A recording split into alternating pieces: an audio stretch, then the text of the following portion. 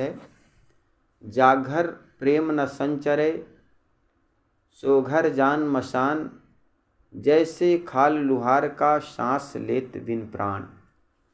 सदगुरु कबीर कहते हैं, जिस घर में प्रेम ना हो वह घर घर नहीं बल्कि शमशान घाट। जिस घर में संवाद हो, आपस में प्रेम हो, एकता हो, समता हो, दूसरे के दुख तकलीफ को जानने की बातें जहाँ हो, वही घर स्वर्ग है।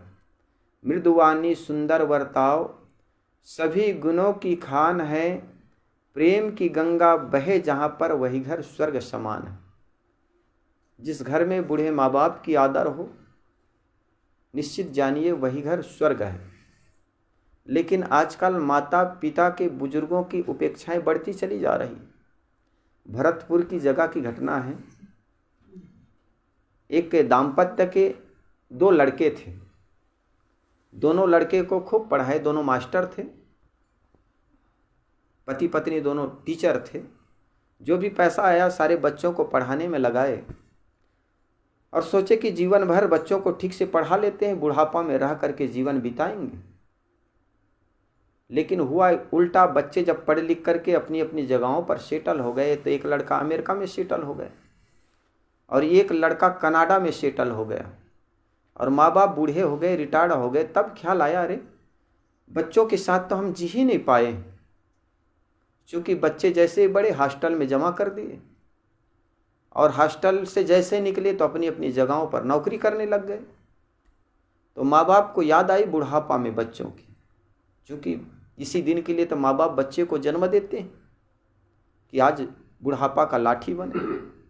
तो बच्चे तब माँ बाप अपने को पाए कि हम तो अलग हो गए और बच्चे अमेरिका और कनाडा में हो गए। तो शाम के ऐसे समय बैठे थे, दोनों घर गृहस्थी की चर्चा करते करते एक पत्नी कहती, जी लड़कों को कम से कम बुला तो लें, उनके साथ अब जीवन बिताएं, बहुएं भी आ गई। तो मास्टर ने कहा, तुम ही लड़का को फोन करो। तो मास्टर ने डायल करती।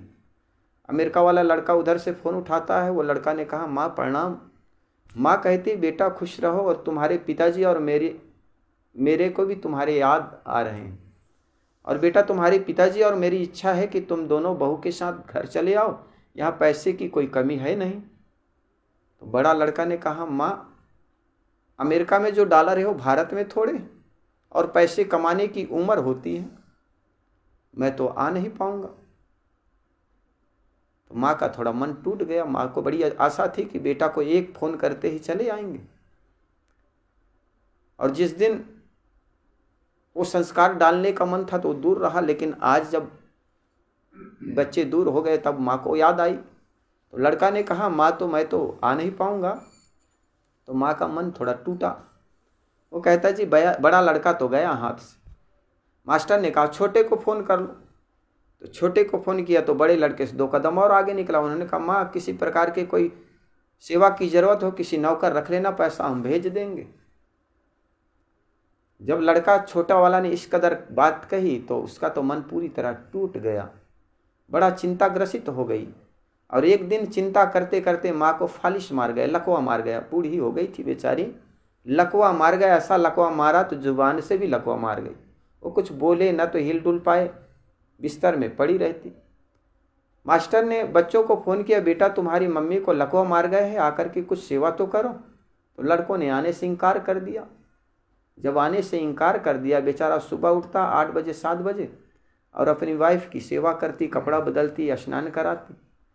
ऐसे करते करते एक दिन क्या हुआ, मास्टर ने सोची थी कि मैं पति का सेवा करूंगी, लेकिन मास्टरीन को लकवा मार गए। वो बेचारी सेवा करते देख देख कर मास्टर को शर्म के मारे मरी जाती थी, लेकिन अपने हाथों से मरा भी तो नहीं जाता ना। बेचारी देख देख कर आंसू बहाती। एक दिन क्या हुआ, पति अपने बिस्तर में सो रहे थे, ऐसे साइलेंट अटैक आया को अपने बगल में सो रही पत्नी को भी कह नहीं पाया कि मैं मरा जा रहा हूँ। अटैक से वो मर गया बेचारा। रात की आधी रात में जब मर गया, अब सुबह 8 बजे रोज चले आते थे बिस्तर में मास्टर, लेकिन आज आए नहीं, 10 बज गए। तो मास्टर ने सोची कुछ अनहोनी घटना अपने को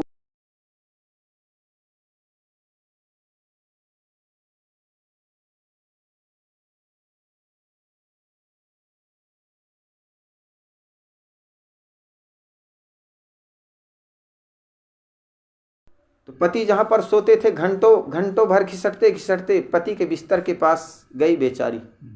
देखे कि पति तो सो रही चादर तान के, जैसे अब हाथ भी काम नहीं करता थी कि हाथ से खींच सके चादर, तो दांतों से चादर खींचती है तो देखते हैं पति तो राम नाम सत्य हो गए। ऐसे समय में बेचारी अब करती तो करती क्या, पड़ोसी को चिल्ला नहीं सकती। घंटे 2 घंटे कई घंटे बीत गए थे। पड़ोस के लोगों ने देखा यार 9 बजे 10 बजे गेट खुल जाता था, आज तो 2 बज गए।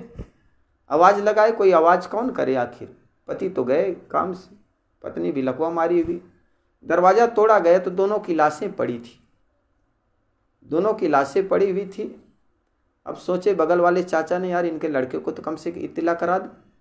इधर से फ़ोन किया बगल वाले पड़ोसी ने, कहा बेटा मैं तुम्हारा चाचा बोल रहा हूँ, पड़ोसी। उन्होंने कहा चाचा नमस्ते, माँ बाप तो सब ठीक है ना।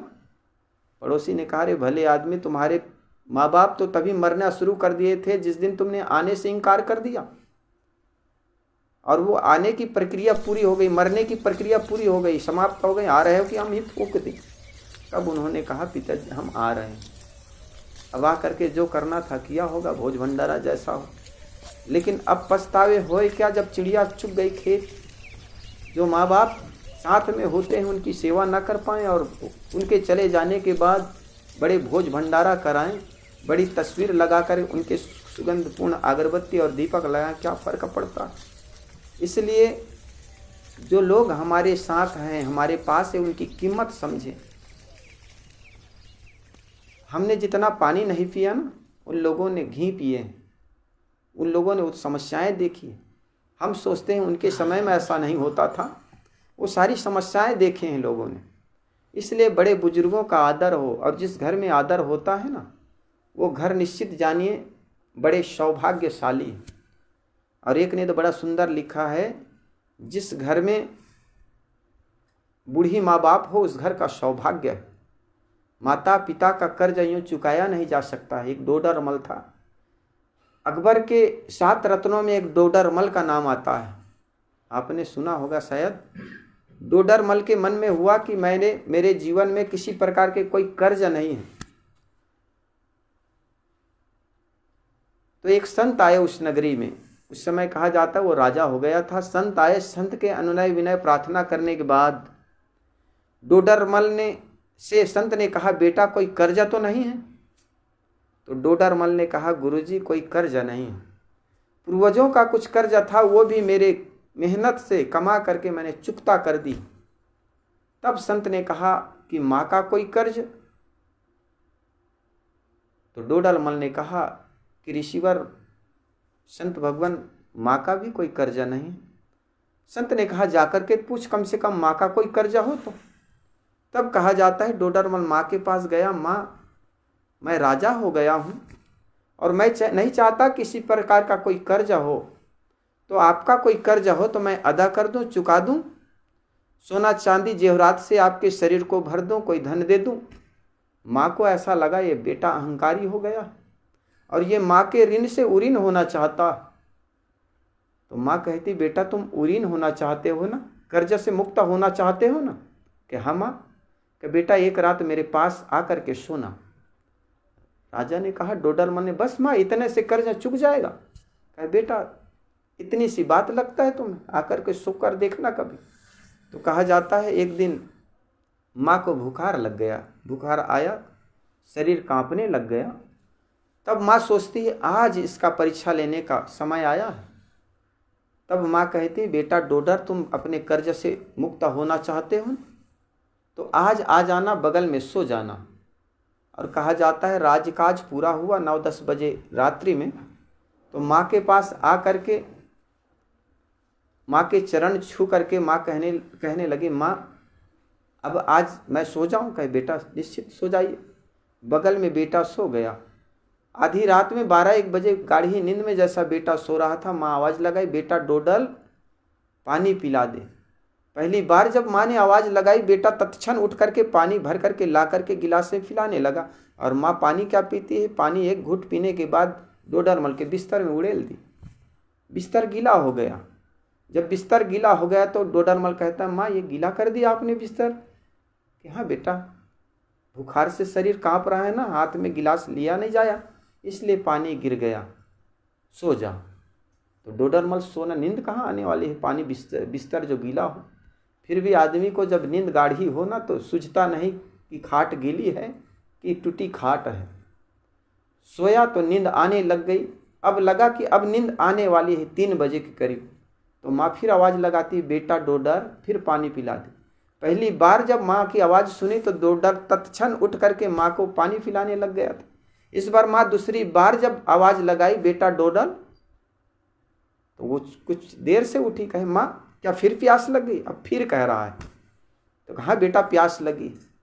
तो कहता है दूसरी बार भी जब पानी उठा करके पिलाई तो दूसरी बार भी माँ पीते पीते पानी फिर उड़ेल दी, और इस बार भी उड़ेल दी तो पानी बिस्तर फिर गीला हो गया। फिर बिस्तर जब गीला हो गया तो लड़का फिर कहता, माँ ये क्या किया आपने? कहे बेटा कोई बात नहीं, सो जा। कहा जाता है इस कदर 3-4 बजे फिर उसमें सोने का जैसे प्रयास किया, अब नींद आने वाली है। तो तीसरी बार जैसे ही माँ आवाज़ लगाती है कि बेटा डोडर पानी पिला दे, तो लड़का तो एकदम झल्ला गया। माँ क्या तुम्हें बार बार प्यास लगती है? और प्यास क्या लगती है, साथ साथ तुम बिस्तर गीला भी कर देती हो। क्या हर सभी के माँ बाप ऐसे होते हैं? क्या तुम ही एक हो जो जिसको प्यास लगती है? तब माँ कहती है बेटा तू तो एक रात ही बिस्तर गीला क्या हो गया, इसी में झल्लाने लग। 3 बार मैं आवाज़ क्या लगाई, तुम चिल्लाने लग गए, चीखने लग गए। तुम न जाने कितने बार, दर्जनों बार एक एक रात में पेशाब कर देते थे, फिर भी उस गीले बिस्तर में मैं सोती थी और सीना में तुम्हें सुलाती थी ताकि बेटा का शरीर खराब ना हो जाए। और आज गीला बिस्तर क्या कर दिया, तुम चीखने लग गए, चिल्लाने लग गए। और एक दिन की बात है, न जाने तूने कितने महीने ऐसे गीले बिस्तर किया, और फिर भी मैंने किसी पड़ोसी को भी जानकारी दी नहीं, उनको भी, तुम्हारे पिता को भी ये एहसास होने नहीं दिया। और आज 1 बार 3 बार उठा किया दे दिया, तुम चिल्ला दिए। तब उस डोडरमल को पहली बार एहसास हुआ कि माँ बाप के कर्ज है, उसको चुकाया नहीं जा सकता। इसलिए बड़े बुजुर्ग का कोई बात पूछे तो कभी झल्ला कर उत्तर मत दो। जीवन में उसने बहुत दुख तकलीफ देखे हैं, बहुत सी घटनाओं से गुजरे हैं, लेकिन हम थोड़े पैसे क्या कमा लिए, थोड़ा मकान क्या बना लिए, सोचते हैं हम मॉडर्न युग के हो गए। इसलिए बड़े बुजुर्गों का आदर करे, सम्मान करे। इसलिए साहिब कहते हैं जाघर प्रेम न संचरे, सो घर जान मशान। जिस घर में प्रेम ना हो वह घर घर नहीं बल्कि शमशान घाट है। हम अपने घर को शमशान घाट न बनाएं, एक दूसरे के तकलीफ को समझें, एक दूसरे के जीवन को समझें, और जहाँ पर एक दूसरे के मनोभाव को समझा जाता है, एक दूसरे के जीवन को समझने की चेष्टा होती है, वही घर निश्चित जानिए स्वर्ग है। और निश्चित हम बाहर की बातें सुनते हैं, बाहर स्वर्ग की बातें सुनते हैं। जिस प्रकार दूसरे के घर में जाते हैं हम कितने मुस्का करके बात कर लेते हैं, हंस करके बात कर लेते हैं, अपने घर में आते हैं तो बड़े हवलदार बन जाते हैं। जैसे पड़ोस के व्यक्तियों के साथ व्यवहार करते हैं, ठीक वैसा उससे भी कहीं ज़्यादा हम अपने घर में नरमता से पेश आएँ। जिस घर में पिता के आने पर बच्चों के चेहरे में झुर्रियाँ आ जाए, बच्चे नाखुश हो जाएं या दबक जाएं, समझना वो घर नहीं रह जाता।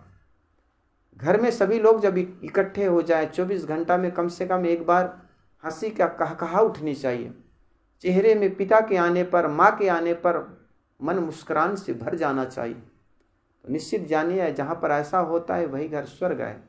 लेकिन जिस घर में माँ शिकायत करते हो अपने बेटे के बारे में, पत्नी रोज आंसू बहाती हो, और पिता के आने पर बच्चे मालूम होता है कोई हवलदार आ गया हो, ऐसा दबक जाता हो, तो समझना वही घर तो है नरक है। इसलिए हम अपने घर को भी स्वर्ग बनाएं, अपने जीवन को स्वर्ग बनाएं। इसके लिए ज़रूरी है एक दूसरे के जीवन को समझे।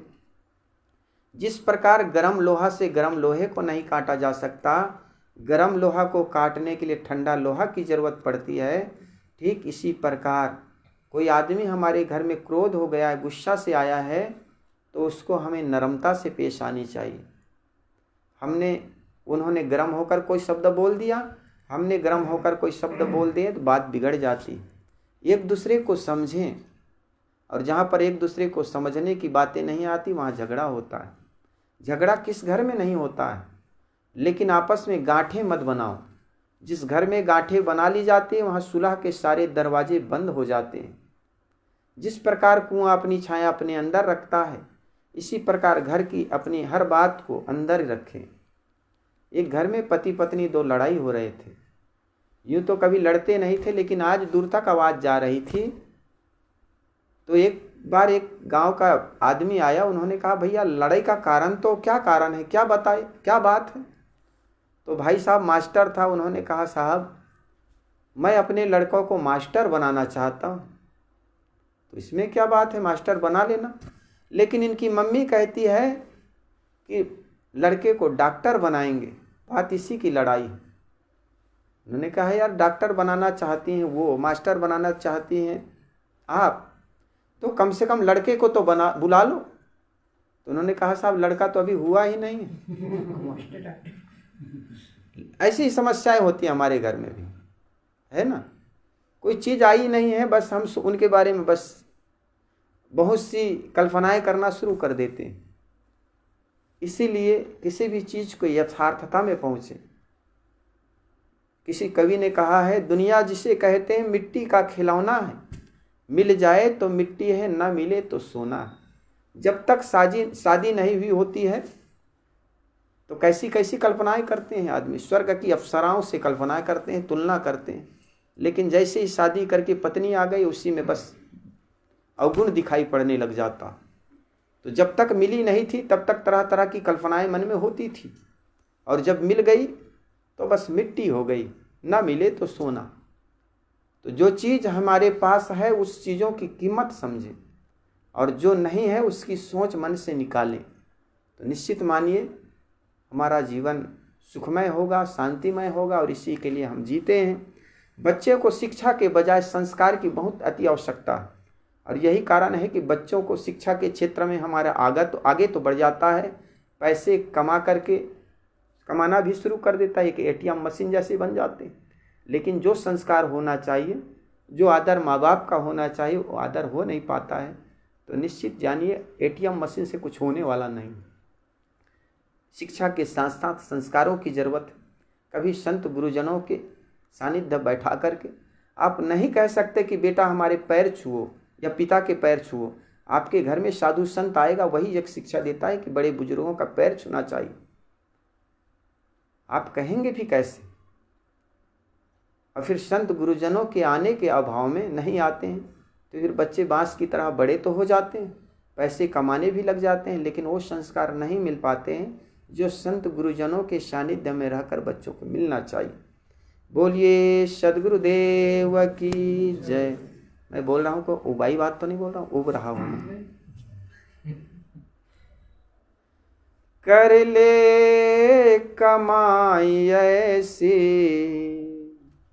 जो साथ जा सके, कर ले कमाई ऐसी जो साथ जा सके।